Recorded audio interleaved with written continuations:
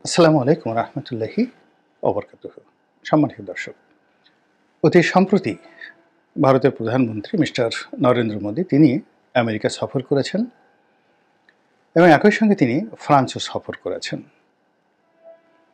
দুটো সফরের বহুমুখী তাৎপর্যতা রয়েছে।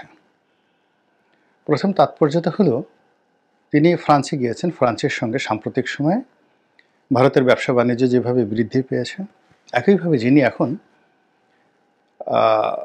ফ্রান্সের প্রেসিডেন্ট রয়েছেন ইম্মানুয়েল ম্যাক্রো, তিনি মিস্টার নরেন্দ্র মোদীর অত্যন্ত ঘনিষ্ঠ বন্ধু এবং তাকে ফ্রান্সের যে প্রেসিডেন্টের বাসভবন এলিসি প্রাসাদ, সেখানে নরেন্দ্র মোদীকে যে ঐতিহাসিক সংবর্ধনা দিয়েছে, সেই সংবর্ধনার ইতিহাস নিকট অতীতে নেই।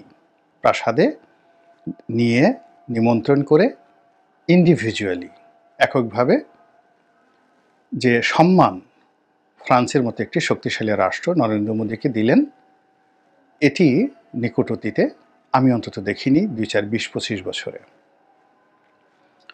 দ্বিতীয়ত, ফ্রান্সের সঙ্গে অর্থাৎ ইম্মানুয়েল ম্যাক্রোর সঙ্গে শেখ হাসিনার একটি ব্যক্তিগত সম্পর্ক রয়েছে এবং ফ্রান্সের যে বিমান তৈরি, যে বিমান, সেই বিমান ক্রয়ের ব্যাপারে শেখ হাসিনা মোটামুটি একটা চূড়ান্ত সিদ্ধান্ত নিয়েছিলেন এবং সেই সিদ্ধান্তের কারণে ইম্মানুয়েল ম্যাক্রো বাংলাদেশে এসে শেখ হাসিনার সঙ্গে সাক্ষাৎ করে গিয়েছিলেন এবং এয়ারপোর্টে তাদের দুজনের যে বডি ল্যাঙ্গুয়েজ, সেটা আমরা এখনও স্মরণ করতে পারি। তো কাজেই এই বিষয়টি এখানে রাখুন। দ্বিতীয় বিষয় হলো যে ভারতের সঙ্গে গত 4টি বছর ধরে আমেরিকার সম্পর্ক ব্যক্তিগত পর্যায়ে, অর্থাৎ যেটাকে বলা হয় রাষ্ট্রাচার নয়, ব্যক্তিগত পর্যায়ে, অর্থাৎ Joe Biden versus Narendra Modi খুবই খারাপ ছিল। একইভাবে সৌদি আরবের সঙ্গেও ব্যক্তিগত পর্যায়ে আমেরিকার সম্পর্ক খারাপ ছিল, এমনকি জো বাইডেন সৌদি আরবে গিয়ে রীতিমতো অপমানিত, লাঞ্ছিত হয়েছেন।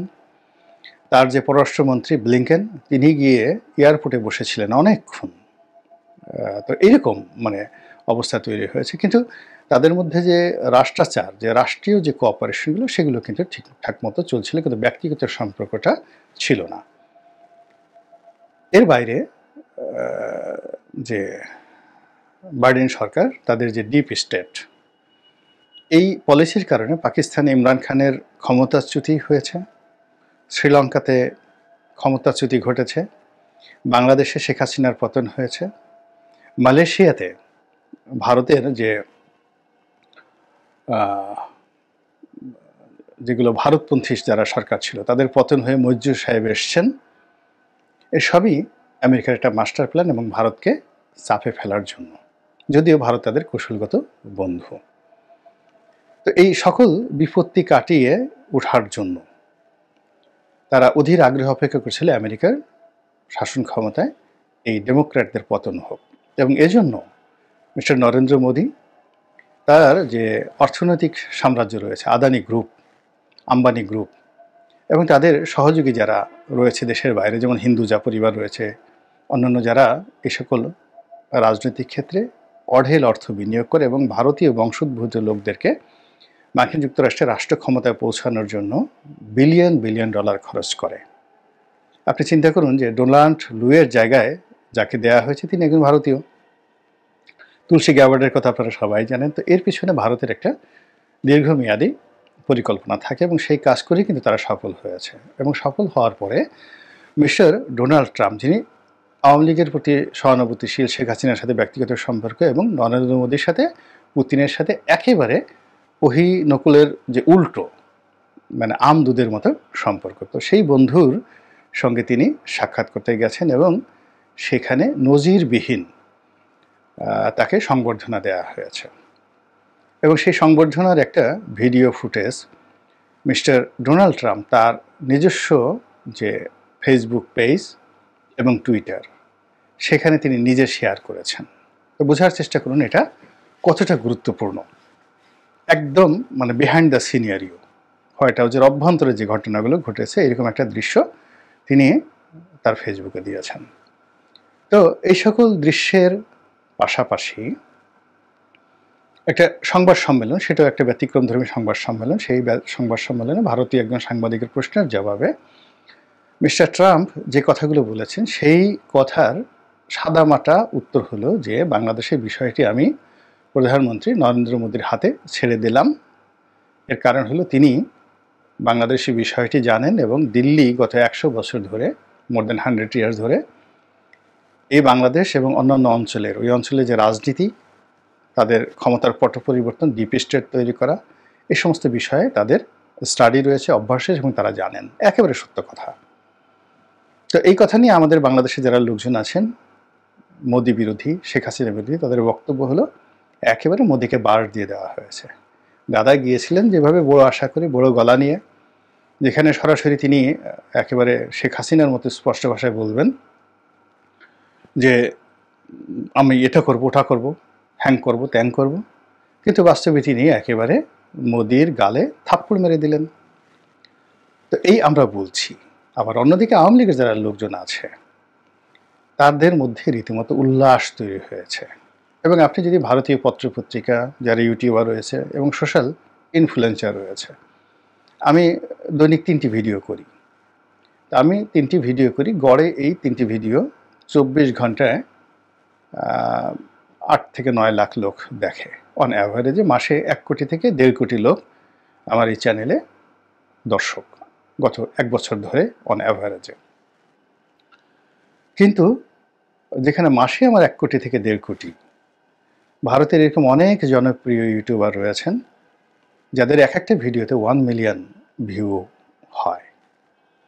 তো তারা যখন কোন একটা কন্টেন্ট তৈরি করেন, সেটা গ্লোবালি ইংরেজিতে অনুদিত হয়, বিভিন্ন ভাষায় যায় এবং বিশ্বের ক্ষমতার যে সকল কেন্দ্র রয়েছে সেখানে অটোমেটিক চলে যায়। তো সেই সকল জায়গাতে রীতিমতো খুশির বন্যা বয়ে যাচ্ছে এবং তারা তথ্য এবং প্রমাণ সহকারে যেভাবে বলার চেষ্টা করছেন যে এই বৈঠকের মাধ্যমে আওয়ামী লীগের ক্ষমতা আসার এই লক্ষণ ফুটে উঠেছে এবং ডক্টর মোহাম্মদ ইউনূসের জন্য আগামী দিনগুলো কিভাবে করুণ পরিণতি বয়ে নিয়ে আসবে, এই সকল বিষয়ে তারা যে প্রচারণা চালাচ্ছে, সেই তুলনায় ডক্টর মোহাম্মদ ইউনূসের পক্ষের লোক বা বাংলাদেশ সরকারের পক্ষের লোক যারা বিবৃতি দিচ্ছেন বা কথাবার্তা বলছেন, তাদের দর্শক, তাদের অবস্থা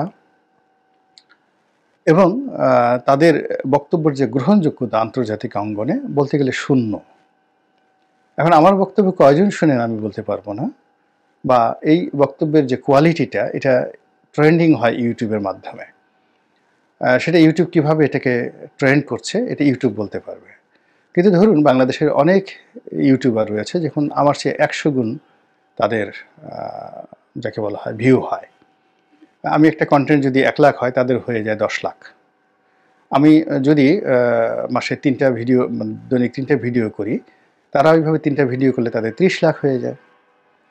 তো কিন্তু ইউটিউব ট্রেন্ডিংয়ে দেখা গেল যে তাদের যে কন্টেন্ট, সেই কন্টেন্টের যে ভ্যালু, এটি যাকে বলা হয় আমার চাইতে 100 গুণ নিম্ন পর্যায়ের। অনেকে বিজ্ঞাপনই দেয় না। এবং এই ট্রেন্ডিংয়ের ফলে কি হচ্ছে, যে সকল কৌশলগত জায়গাতে এই অটোমেটিক্যালি স্বয়ংক্রিয়ভাবে ইউটিউবের ভিডিওগুলো সিদ্ধান্ত গ্রহণ করার ক্ষেত্রে জাতিসংঘ থেকে শুরু করে বিশ্বের সকল জায়গাতে, সেই সকল জায়গাতে যেভাবে চলে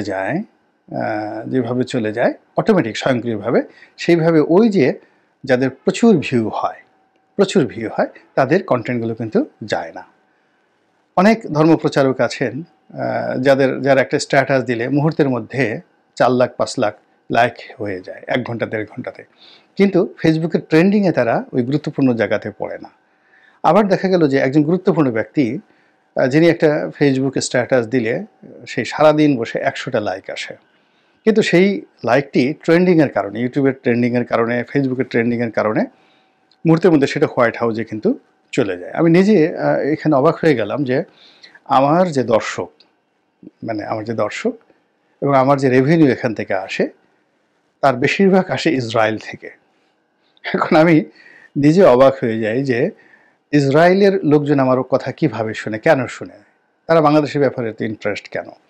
এর মূল ব্যাপার হলো যে ওখানে যে সার্চ ইঞ্জিনগুলো রয়েছে, যারা এগুলো রেকর্ড করে, পর্যালোচনা করে, সেখানে 24 আওয়ার মানে 24 ঘন্টা দেখা গেল বাংলাদেশের যাদের কন্টেন্টকে তারা কপি করে এবং সেগুলোকে নিয়ে তারা বিচার বিশ্লেষণ করে, তাদের মধ্যে হয়তো আমার ভিডিও আছে। নচেত আদারওয়াইজ এই যে আমার এই বক্তব্যগুলো তারা মানে ওখান থেকে আমার কেন রেভিনিউ আসবে, ইসরায়েল থেকে কেন রেভিনিউ আসবে, হাইয়েস্ট রেভিনিউ। তারপর দ্বিতীয় আমার রেভিনিউ আসে আমেরিকা থেকে।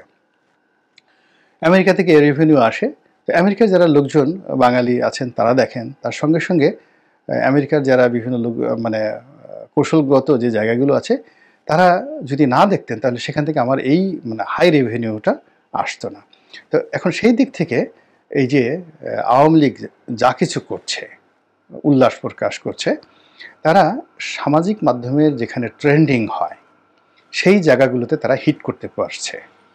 এবং হিট করার কারণে কি হচ্ছে, তাদের যে কোনো বক্তব্য, যে কোনো কথা, যা কিছু সেটা অতি দ্রুত তার পৌঁছে যাচ্ছে জায়গা মতো, এবং যাকে বলা হয় একটা রীতিমতো অস্থিরতা তৈরি করছে। শেখ হাসিনা টুস করে ঢুকে পড়বে বা অমুক হবে অমুক হবে, এটা নিয়ে এত হইচই কেন?